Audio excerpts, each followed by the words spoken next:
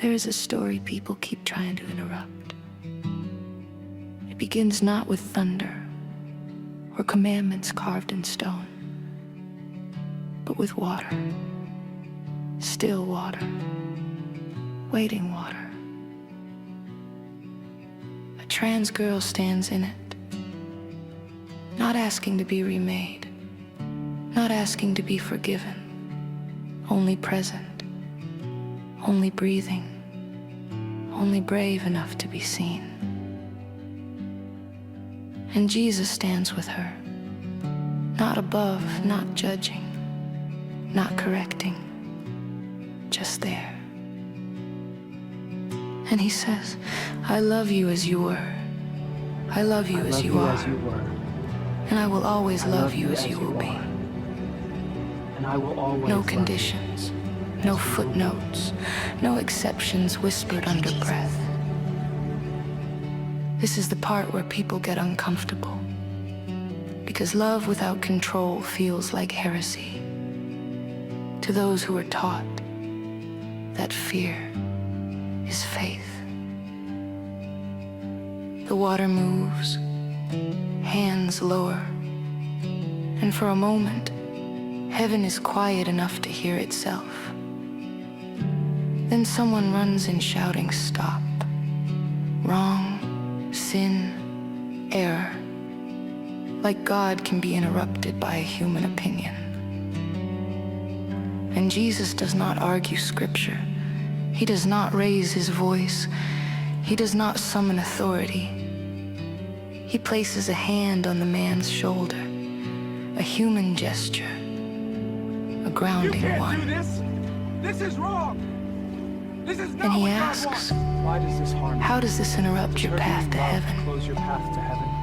Why do you hate so deeply When I asked you when all I ever asked was for you to love? That question echoes longer than any sermon, because it exposes something we rarely admit, that hatred often disguises itself as protection, that fear pretends to be righteousness, that some people confuse guarding the gate with knowing the way. Here's the quiet truth. If your faith requires someone else to disappear, it was never faith. It was control wearing a holy costume. If your heaven is fragile enough to be threatened by someone else's existence, then what you are protecting is not God. It is ego. Unity does not mean sameness. Acceptance does not mean agreement.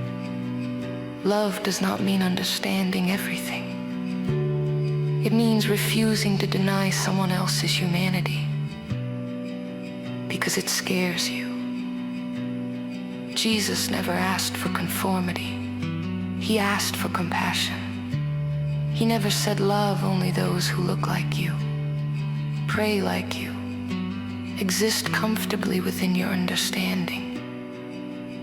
He said love your neighbor, not love your neighbor unless, not love your neighbor until, just love. And maybe that is the most radical thing left.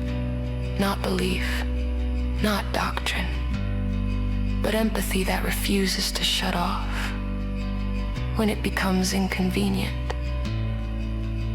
The water settles, the shouting fades, and the question remains, how does this interrupt your path to heaven?